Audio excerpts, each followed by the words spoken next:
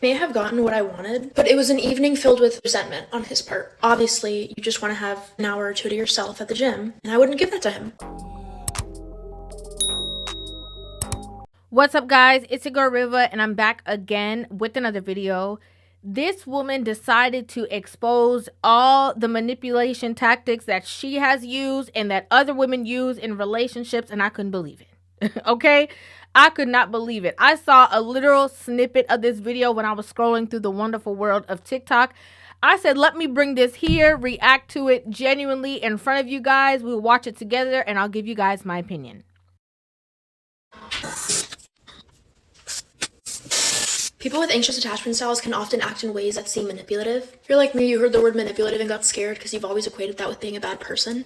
But it doesn't make you one. Being manipulative, maybe your intentions might not be in the wrong place, but to say that somebody who is continuously acting out of manipulation tactics, that would not make them a bad person, I don't know about that.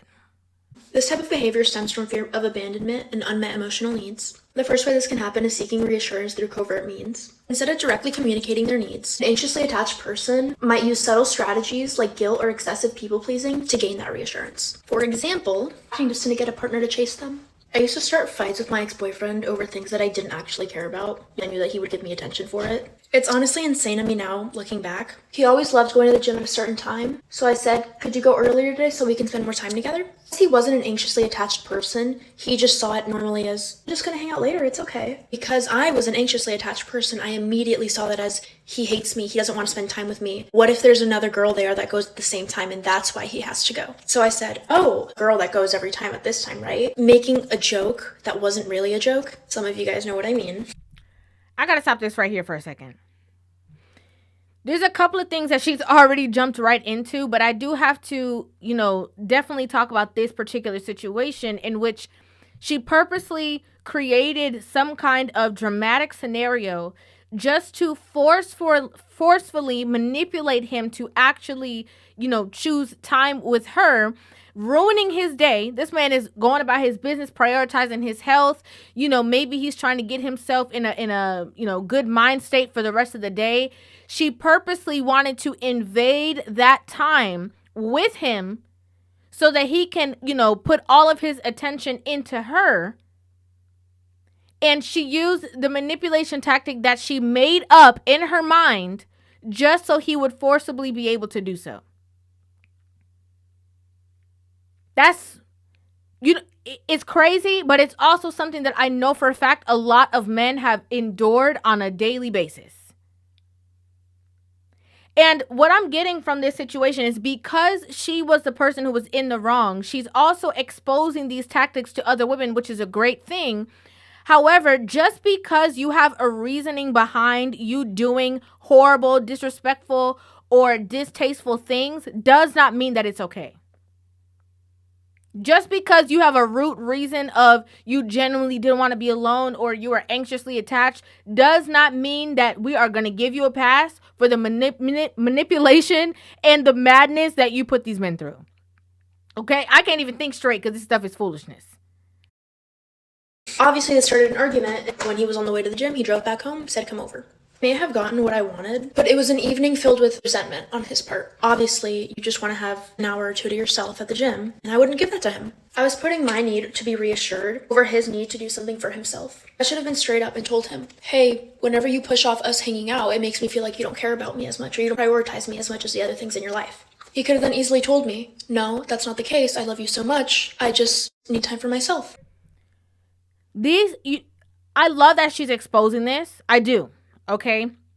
But you see, a lot of women who are in these situations and who do these things, they prioritize getting into a relationship with a man when they need to prioritize fixing the things that are wrong within them. Because they are making another person be in this position of being a victim, okay, within this scenario, and he didn't do nothing to nobody. Apparently he's a good guy. Apparently he's a good boyfriend. Apparently he's, has a certain routine. Apparently he's focusing on his well-being. But this woman is purposely making this man's life miserable, and admittedly is saying that while in the relationship with this man, she purposely would not even give him 20 minutes to himself. They've saved us both headaches. Next is testing the relationship. An anxiously attached person might test their partner's loyalty by provoking reactions and exaggerating responses just to see how much their partner cares. Remember, these behaviors stem from insecurity, not for a need to control. So while this doesn't inherently make you a bad person, realizing that you're doing these actions to manipulate somebody, doing nothing about it, is grounds for making you a bad person.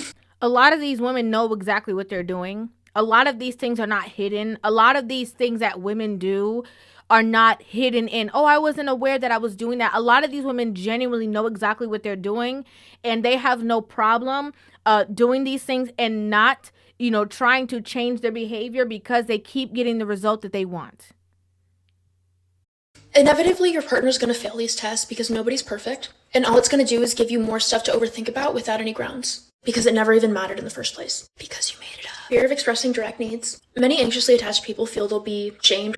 Before we move on to the next one, okay, fear of expressing direct needs. Making this stuff up. Now, listen, there's natural testing of a relationship, and then there is purposely, I'm going to, do all these, emotionally daunting things to this man to try to see if he really want to be with me. That's two different things. When you are getting into a relationship, there are things that a man is going to observe of you, certain conversations that you guys might have so that he can see like what kind of woman you are. And if you are even worth getting to the girlfriend stage based off of the way in which you maneuver, maybe around certain people, around certain conversations. I think that there's a sense of normalcy around that. But there are women who take things a step further. There are women who will have their homegirls holla at you. You don't know it's their homegirl. Purposely be on the other end of the phone playing the person that you think is the homegirl when it's really her, putting this man in certain situations and forcing this man to fail the test, all that she created on her own. That's sick. Or rejected if they openly ask for love. They'll try to elicit care indirectly by making their partner feel responsible for their emotions, but your fear of rejection is stopping you from having peaceful love. A lot of girls will say, I want flowers, but I don't want to have to tell a man to get me flowers. I realize that a lot of men didn't have good fathers in their lives, never led by example, and they don't know that that's what you're supposed to do. Or even maybe they had mothers who hated flowers, and that's also the example that was led to them.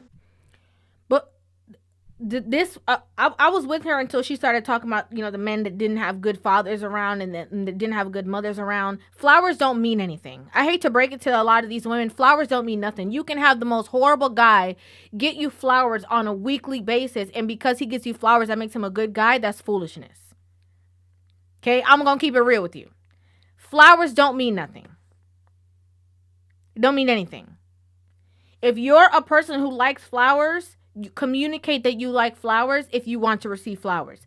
Full stop. But judging a man based off of him being a good or bad man by him thinking that all women likes flowers is foolishness. It's stupid. It's something that I wish that we would retire. Okay? I wish that a lot of these women would grow up and be emotionally mature enough to understand that if you personally like flowers, communicate that. If you don't like flowers and you'd rather chocolate, communicate that.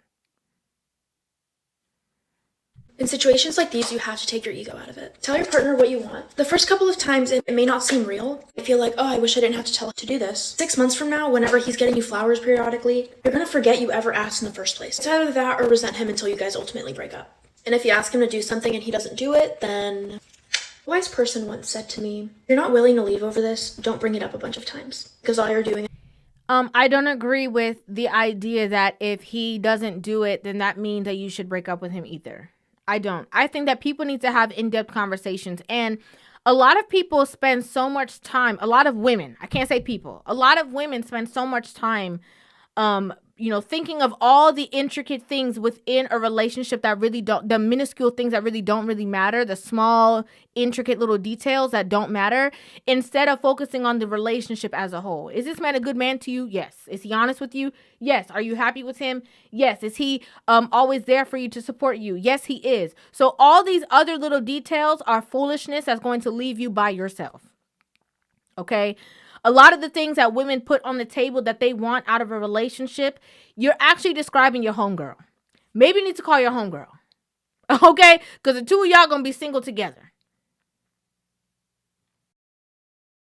Is causing unnecessary fights. You have to either love yourself enough to leave for somebody who is going to meet those expectations, or stop wasting your breath. After you've brought it up 3 times, ask yourself, is this a non-negotiable for me? Is this something that I absolutely need in a husband or wife? If it is, then consider leaving. And if it's not, then stop starting fights you can't stand on top of.